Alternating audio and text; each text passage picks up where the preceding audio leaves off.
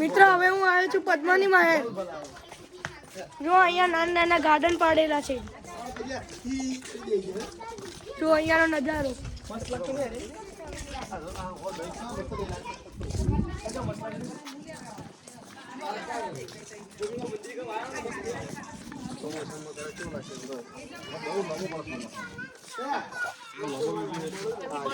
जो मित्र हमारी फैमिली. इस साइड में जो रूम आप देखेंगे सारी रानी पद्मिनी के साथ जितनी भी दासी थी उनके रहने के दासी पहले रानी पद्मिनी के सर्वेंट रूम. तो कहते हैं जब रानी पद्मिनी कुंभा महल से इस पैलेस में आती थी तो उनका इसी रास्ते द्वारा फूलों से स्वागत किया जाता. ये सारे स्वागत के लिए जरूरत है. तो कहते हैं उस सदी में पूरे हिंदुस्तान में 3 ही विश्व सुंदरियां थी जो पान खाती शरबत पीती उनके गले से दिखाई देती. कवि ने एक कल्पना के आधार पर कहा गया तो मेवाड़ की महारानी पद्मिनी, मालवा मध्य प्रदेश की रानी रूपमती और महाराष्ट्र की बाजीराव मस्तानी 3 विश्व सुंदरियां उस समय की. लेकिन बाजीराव मस्तानी एक मुस्लिम रानी थी जो पेशवा बाजीराव को गिफ्ट के तौर पर मिली. उसका साम्राज्य बुंदेलखंड बाजियों ने बचाया था और रानी रूपमती का शादी बाज बहादुर के साथ हो चुका था जो मुस्लिम शासक था. ओनली रानी पद्मिनी ऐसी रानी थी जिसने किसी मुस्लिम की अधीनता स्वीकार नहीं की और अपने आप को जिंदा आग में जलाया. तो रानी पद्मिनी को तो हिंदुस्तान की राजमाता का दर्जा दिया हुआ है. इसके विरोध में कहानी गलत बताएंगे इसलिए विरोध हुआ था. तो पूरे हिंदुस्तान में विरोध हुआ था, ऐसा नहीं राजस्थान में, पूरे इंडिया में विरोध हुआ था. राजस्थान में पद्मिनी फिल्म को गवर्नमेंट ने अभी तक बैन करा है क्योंकि राजस्थान का मतलब ही है राजाओं का स्थान, पूरा राजपूताना. तो राजस्थान में फिल्म अभी तक रिलीज क्योंकि पूरा इतिहास राजपूतों के खिलाफ बताया.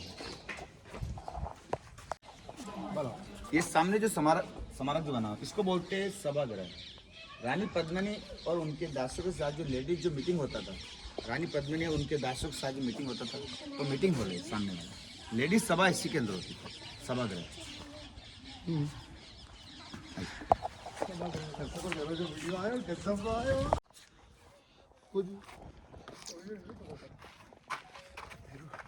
सामने जो महल आप देखिए ये है रानी पद्मिनी का महल, जल महल.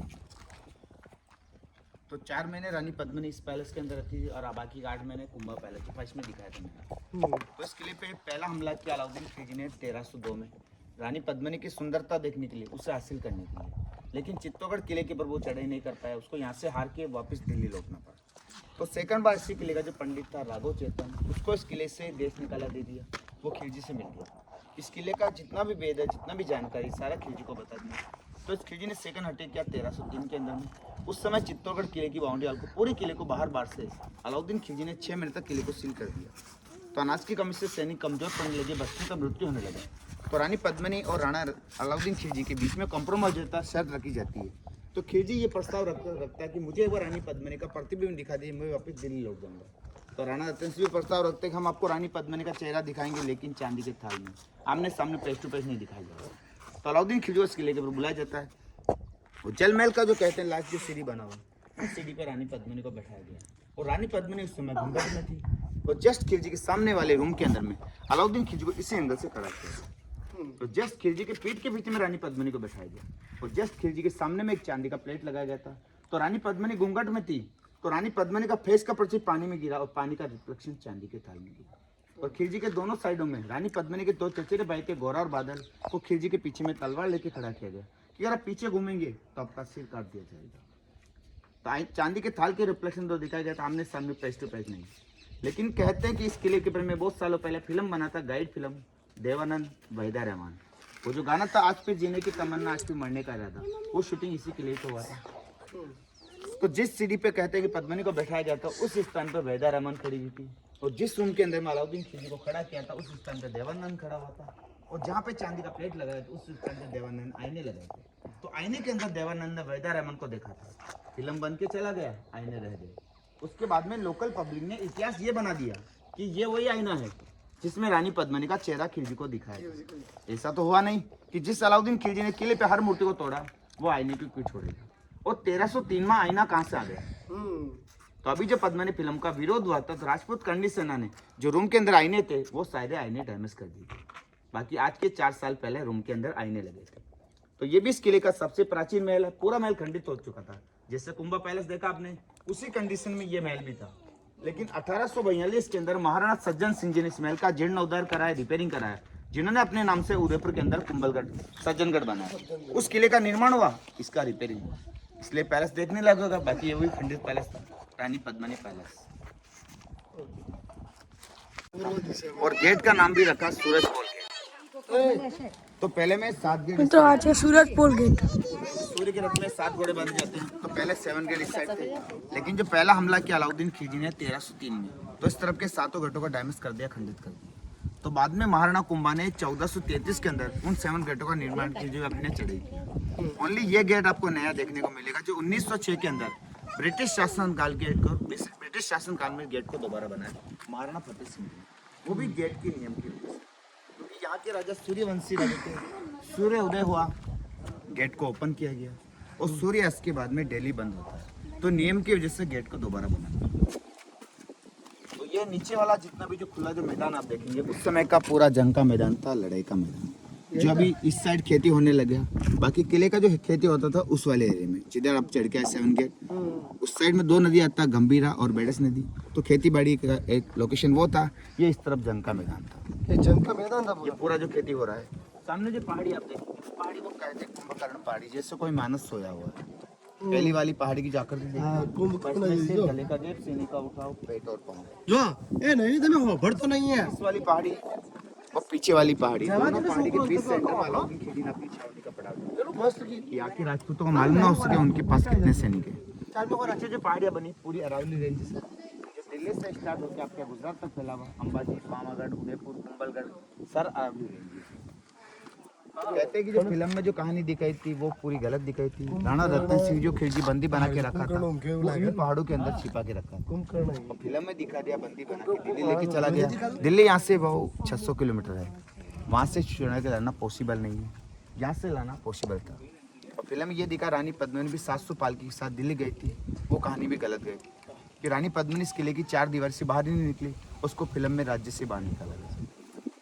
पूरी कहानी राजपूतों के खिलाफ बता, इसलिए विरोध का मुख्य कारण। तो ये पूरा जंग का मैदान, अभी तो इस साइड में बोरिंग वगैरह सिस्टम इसलिए कहते हैं इस साइड होने लगे, बाकी उस समय का जंग का मैदान था।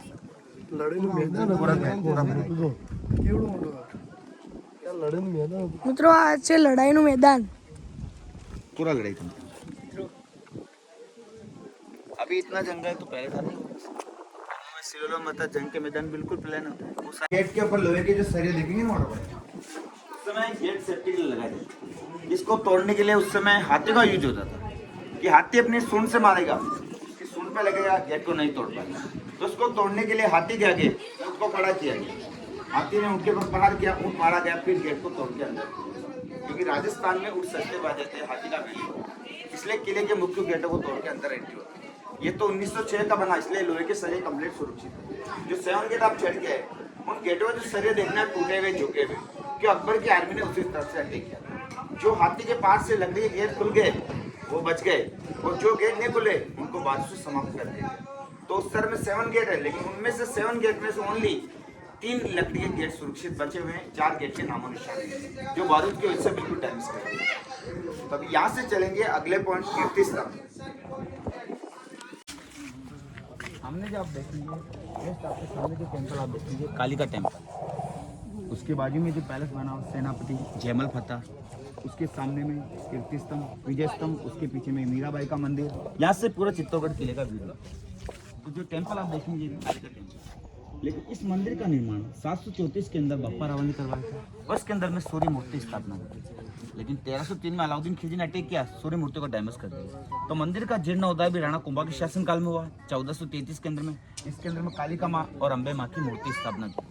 अभी जो मंदिर का जो स्टेप आप चढ़ेंगे 7 स्टेप, फिर गैप, फिर 7 स्टेप, फिर गैप, फिर 7 स्टेप, क्योंकि यहाँ सूर्य के रथ में 7 घोड़े बंधे जाते हैं। तो 7वीं शताब्दी का सूर्य मंदिर था, अभी कालिका माता मंदिर, और मंदिर का मुख्य द्वार भी सूर्य की दिशा में रखा, पूर्व दिशा में। अभी चलेंगे कालिका टेम्पल।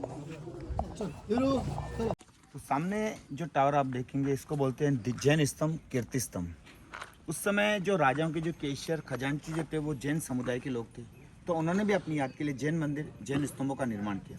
तो इस टावर का हाइट है 75 फीट हाइट है, और 64 सीढ़ी चढ़ने के लिए बना है। 7 मंजिल का बना हुआ टावर है 12वीं शताब्दी का। तो इसी को देखने के बाद इसके 200 साल बाद महाराणा कुंभा ने विजय स्तंभ का निर्माण कराया, लेकिन इसके अंदर में बहुत सकड़ा रास्ता बना है, घुटनों के बल चढ़ना पड़ता है, इसलिए गवर्नमेंट को परमानेंट ताला मार के सील कर दिया। सामने जो गेट देखें, कहते हैं कि 5 साल का बच्चा चढ़ेगा उसको भी घुसने देगा, इसलिए गवर्नमेंट को परमानेंट ताला मार के सील कर दिया। इसके बाजू में जो मंदिर है जैन आदिनाथ दिगंबर मंदिर है। मुस्लिमों का जो मेन जो मकसद था, जहाँ पे हिंदू धर्म में ध्वज और कलश लगता है, उस वाले हिस्से को डैमेज करना। इसके भी शिखर को पहले तोड़ा, ऊपर से देखिए आप, बिगड़ नक्काशी वाले पत्थर लगे हुए। तो जैन ट्रस्ट ने नए पत्थर चढ़ा के नई मूर्ति स्थापना करके पूजा प्रारंभ कर दी। बाकी हिंदू धर्म का जो नियम होता है कि मंदिर के गेट बंद हो, कलश के दर्शन हो जाएंगे, आपके दर्शन मान्य हो जाएंगे। तो और कलश को तोड़ा होगा, ये बाद में न्यू मूर्ति स्थापना के कलश नया बना के पूजा प्रारंभ करें। इसी के साथ में ये जो सामने जो आप पैलेस देखेंगे, ये वाइट कलर का जो पैलेस देखेंगे, इसको बोलते हैं फतेह प्रकाश पैलेस। 1884 में इसका नींव डाला गया था और 1930 में कम्प्लीट हुआ। देश आज़ादी के बाद इसको राजस्थान गवर्नमेंट ने अपने अंडर ले लिया।